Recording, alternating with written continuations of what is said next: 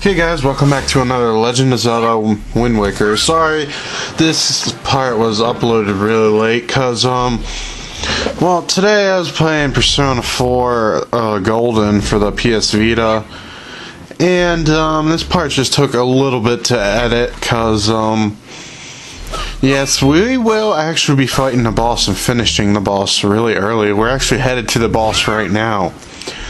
So, you can see why I had to edit some parts.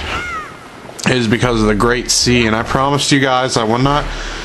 Well, I promised you guys that I would edit out the Great Sea and how unimportant it is unless you're looking for rubies. Anyways, for some reason I hit... This is when I noticed my C button was going bad, because I jumped and I hit D button and it didn't do anything. And I was like, what the hell is going on? Anyways, to get to the boss, you have to destroy these two plants with the boomerang and go in this door. The boss is directly over here. If you head over here early, you can unlock it by killing these enemies and everything, but it's not too bad. Anyways, I'm gonna explain my upload schedule to you guys.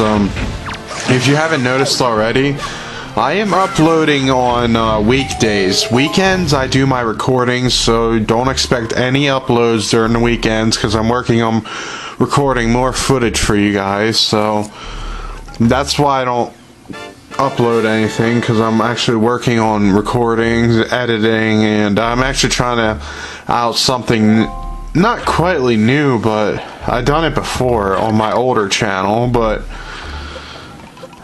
the older channel that I discarded, really, I'm not gonna do anything with that channel anymore.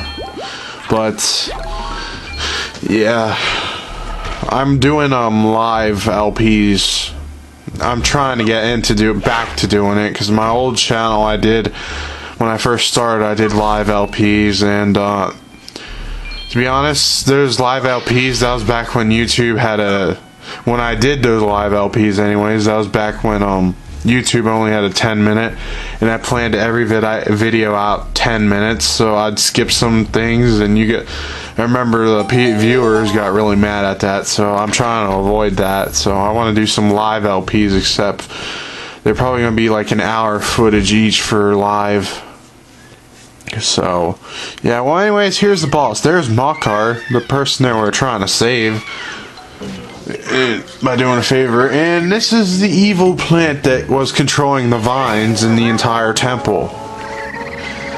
Now, I don't know if you kill this thing that the vines will disappear like Jak and Daxter, but yeah, I have a feeling they don't. I don't think they programmed it that well. Anyways, what you want to do with this boss is your boomerang's your best friend, basically. Usually, what you need to do is lock onto the vines that it makes it hang from the ceiling. And the thing about this boss is so easy. It's not even a threat. Compared to the first temple, this guy's not even a threat at all. He's really easy. All you need to do is avoid his vines, and his vines are like, you can tell when they're about to attack you, because they charge up. Well, typically you should only down this thing 2 times. Like, make it drop down 2 times, then you should be over. Usually I take that hit because it doesn't really matter, because the second time he falls, his ass is grass. I just had to have that pun in, didn't I? Yeah. That was kind of lame too. I don't think that was intentional either, but I just noticed what I just said. But yeah, this guy is no problem. You play compared to the first dungeon boss. I'm sorry, I'm stumbling over my words, but compared to the first dungeon boss, this guy's a piece of cake. Holy shit! That guy gave me so much trouble. That was so annoying. I mean, yeah, just wait a second, stupid alarm. Yeah, well, anyways, yeah, that was the boss. I told you he'd be down in, like, 2 drops. I'm sorry, guys, my alarm went off.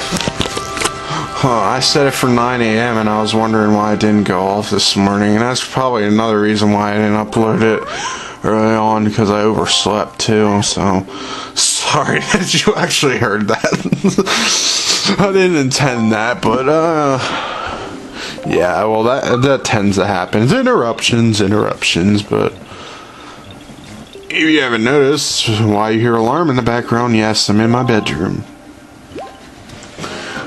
My entire setup's in here. No. Well, anyways, we got another heart container. Yes. And don't worry, you don't need to pick him up or anything. He'll fall you right out.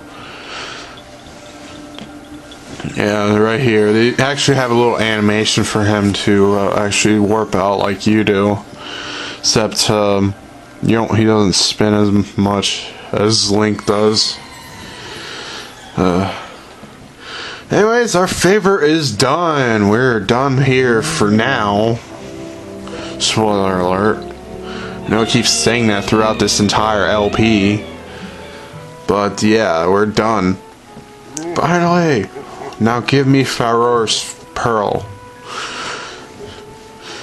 Anyways, yeah, Makar is the person that, I don't know, his main responsibility is for the ceremonial song or something, but the ceremony that lets the great deku tree sprout more trees of its kind. So more talking trees, that's just great. That's what the world needs now.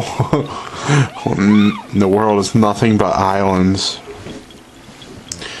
No, in reality, I don't think they are great talking trees. I think it's just a spread forest so people will live and have some greenery and everything. I don't know how the hell people eat with those tiny islands. I mean, I'm thinking the only thing they eat is pork, because all I see is freaking pigs running around. I like that little scene when Link's bombing his head. Yeah, this is actually a pretty nice scene. I enjoy it. Every time I play it, I look forward to this after I beat the second temple.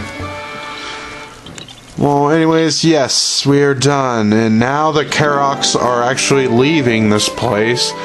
So the only people you're going to see is the Shaman, Makar, and the Great Deku Tree. And I think occasionally you'll find a Karok. But, yeah, they're all going to be gone. You're not going to really see them that much unless you go to other islands that they're at. Because they're actually going to go to other islands and tend to the trees that they are going to plant. So, yeah, you can say goodbye to them because we're not going to ever see them again. The only Karok we're going to see is Makar, spoiler alert. Then we get this little nice piece by Makar. Normally I would just run out, but I just wanted to see what dialogue he had.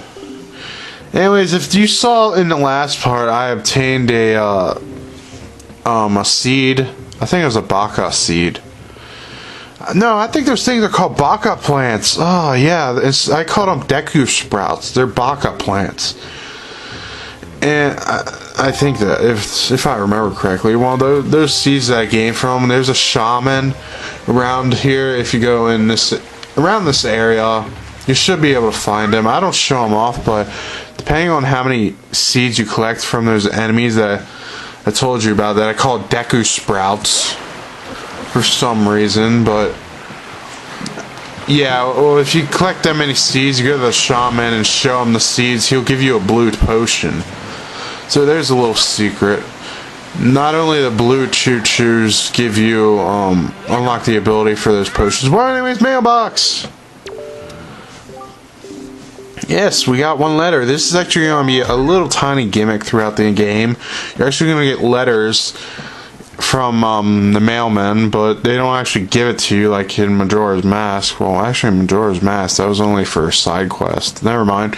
Well, this letter basically explains if you see a mailbox going crazy, fidgeting, acting like he wants to kill you. No, I'm joking, but... And that's probably one of the only heart pieces I will get throughout this LP. Well, I'm still talking about the mailbox though, but yeah, there's gonna be a gimmick. You're gonna have to every time the mailbox shakes, check it, because you actually get little neat items. Well, anyways, warp. Yes, warp to the open sea and not the next island. Oh yeah, there's that mailbox gives you like specific items like rubies and helpful items that you will need later in the game. Anyways, holy shit, a huge squid!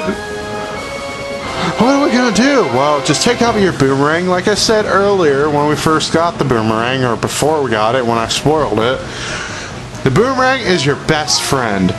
And this is partly the reason why. There's some other reason I'm gonna show you in some other time, but what you want to do when you first encounter these things is take out your boomerang and hit every eye. There's another method, but later in the game you'll find out that method, because you get another item that's a lot more useful against these motherfuckers.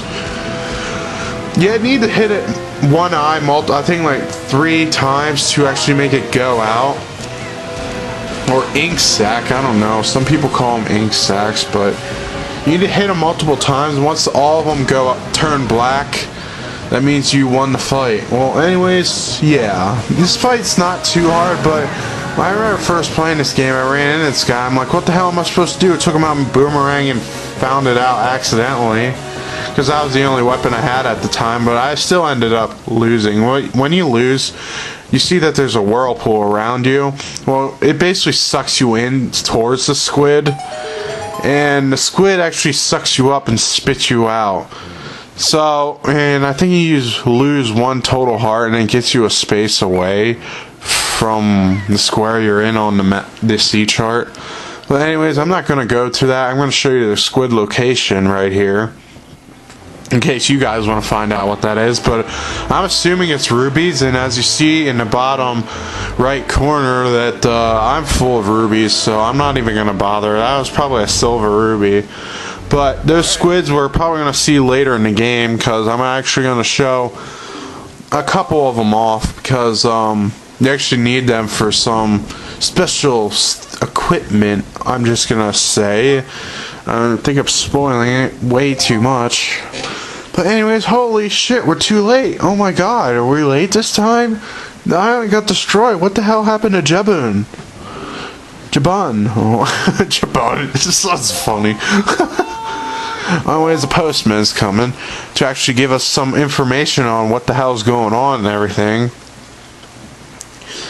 You know what? To summarize all the things he tells you is that he tells you that the Jabun actually survived.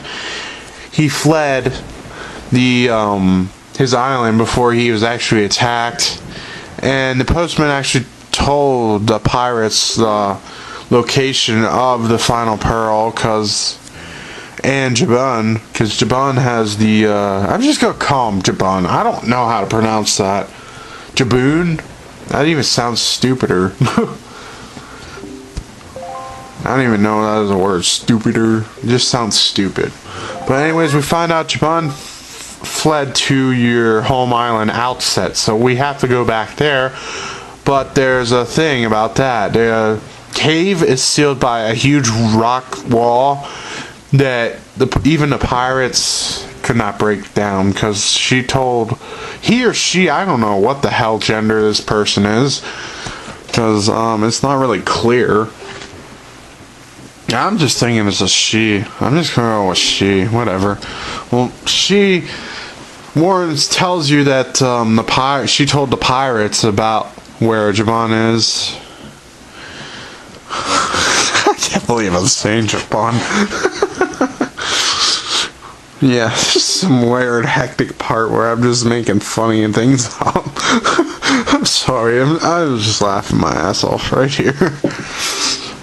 Anyways, there's actually a curse that Ganon put on this island. Whenever you go near it, it starts raining. It starts raining.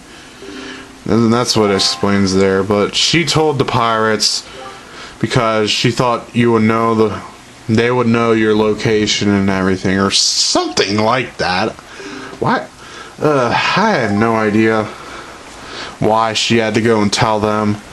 I wish we wouldn't have to visit them again, because you know how I feel about those stupid asses. They can't even aim right. You know what?